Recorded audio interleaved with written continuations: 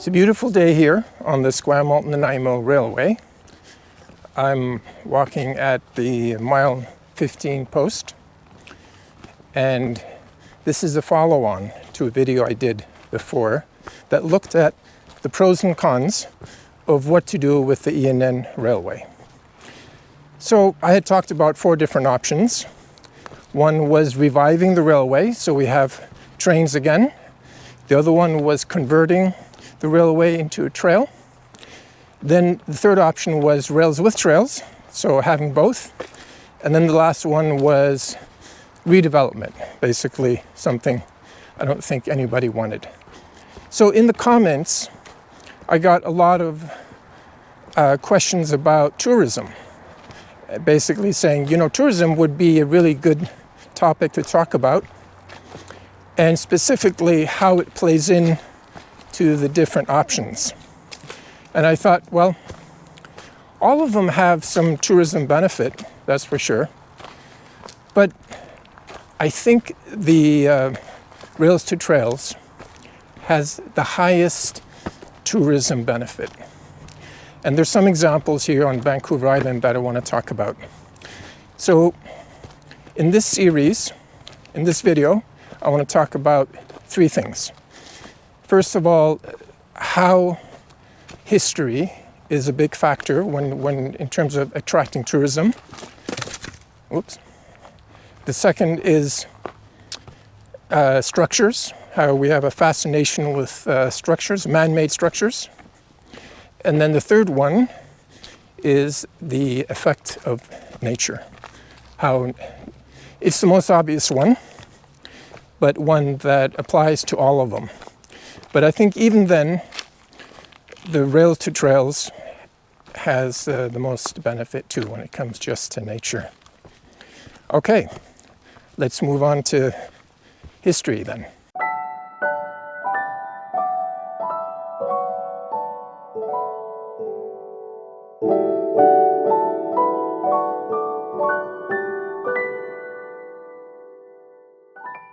If you look at the E&N, this tunnel has tremendous historic value.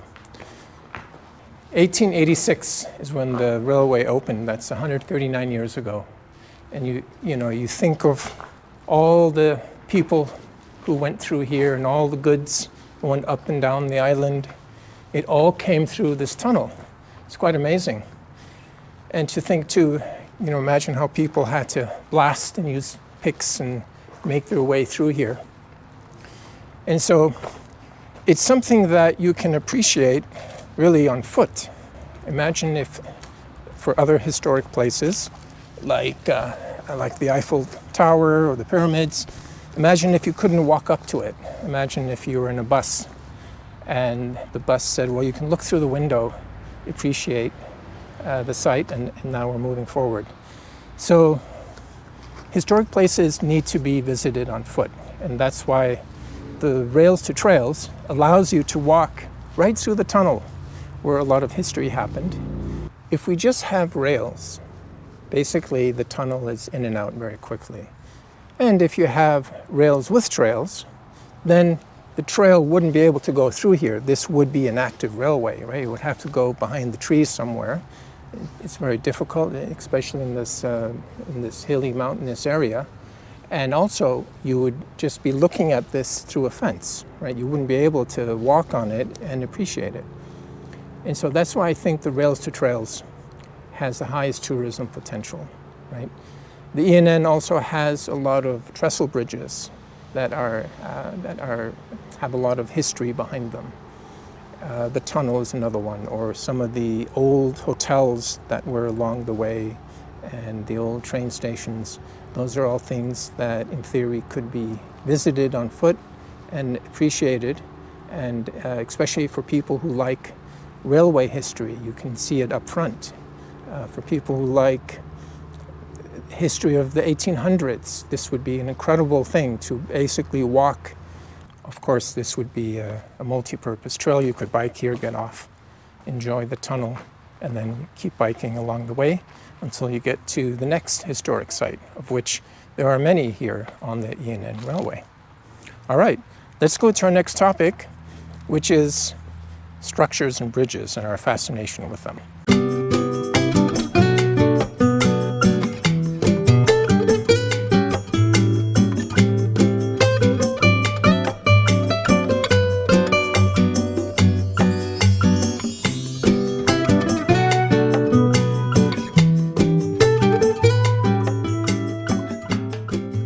What I mean by structures are human-made skyscrapers and bridges, the pyramids. We just have this fascination with them, and it just draws people to explore them on foot, to step up to them, to go up to an observation deck and look out. And so I want to show you an example of one such amazing thing, the Kinsale Bridge. It's one of the largest wooden trestle bridges in the world. And it lies on the Cowichan Valley Trail. And we're on a section of it that was originally part of the Canadian National Railway. And this bridge was made in 1920. And it ran till about 1979, until the last train ran on it. After that, it sat in decay for about 30 years. And there was a movement to restore it, convert it into a trail. And in 2011, it opened up as a kind of a tourism hotspot in British Columbia. The sun is just coming up. There's nobody on the bridge right now because I'm here very early in the day to avoid the crowds. It wouldn't have worked if I were here at 10 a.m. or 12. It does get quite busy with tourists.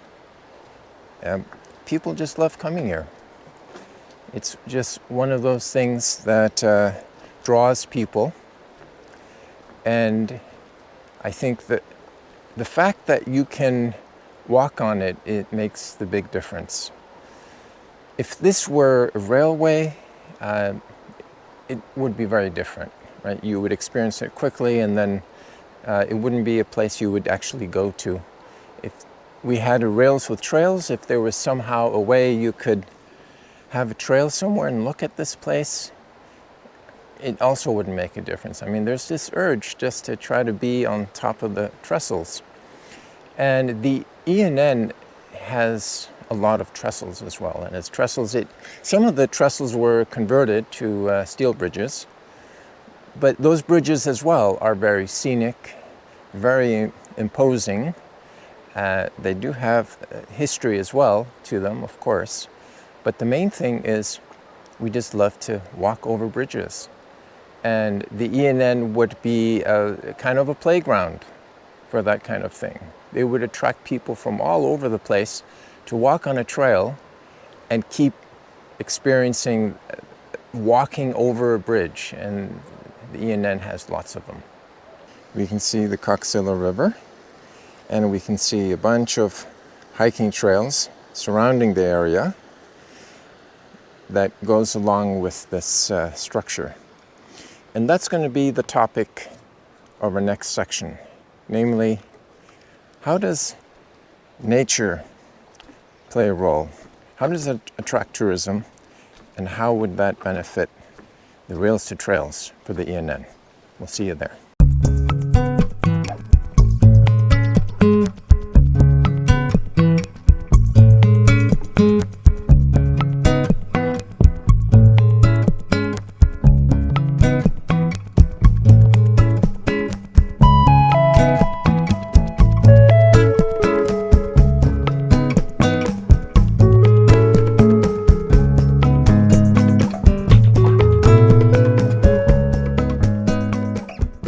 For the last topic, let's talk about nature and how nature has pros and cons for the different rail options that we've been discussing.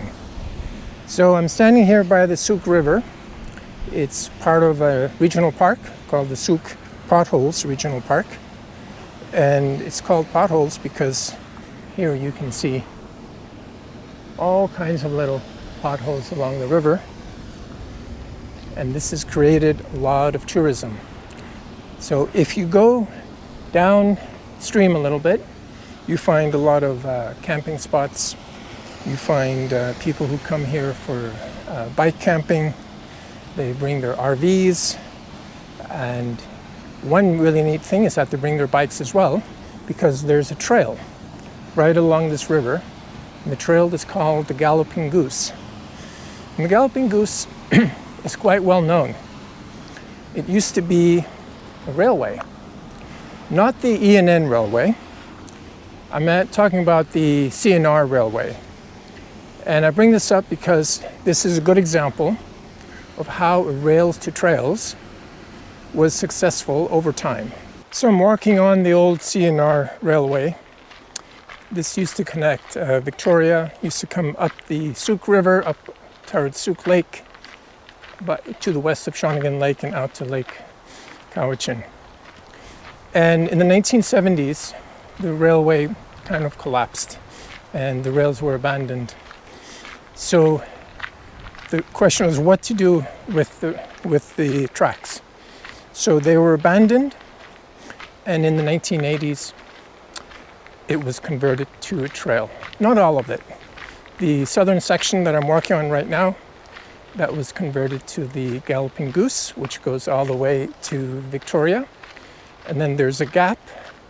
And then the northern section, the one that goes towards Lake Cowichan, that was converted to the Cowichan Valley Trail.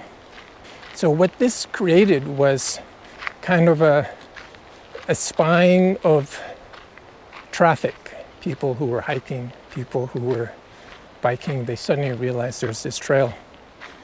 And in the early 2000s, the regional district realized there's a park potential here.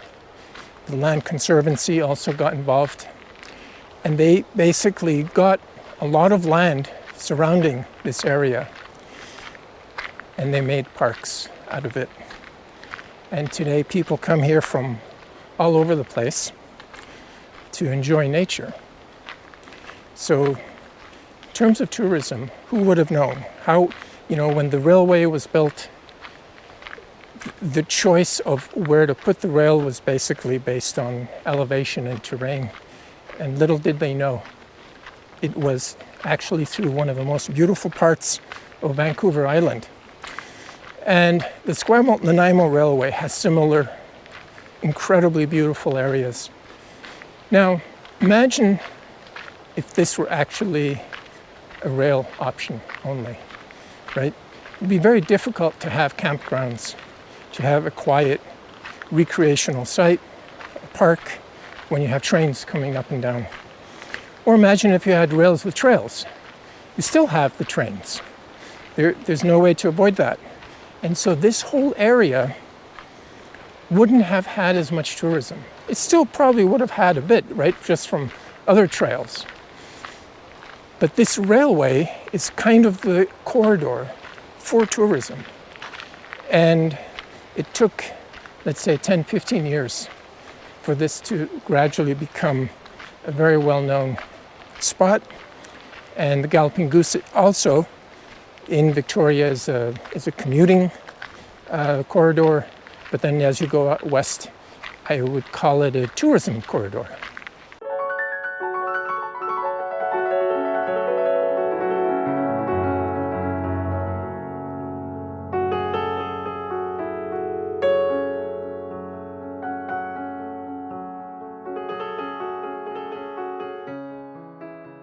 On this old railway, look at this, Barnes Station. That's an old flag stop, or maybe a little station back from 1910, so over 100 years old. So the Galloping Goose has some history. It has some amazing bridges that are very historic as well, bridges that are interesting to go on. It has a lot of nature, and you look at the success of how it brought in tourism by going to trails instead of rails or rails with trails. I think you have a good case to make that the trails is good. And the E&N is bigger than the original CNR railway. It has more history to it. It has more structures to look at. And it has more nature.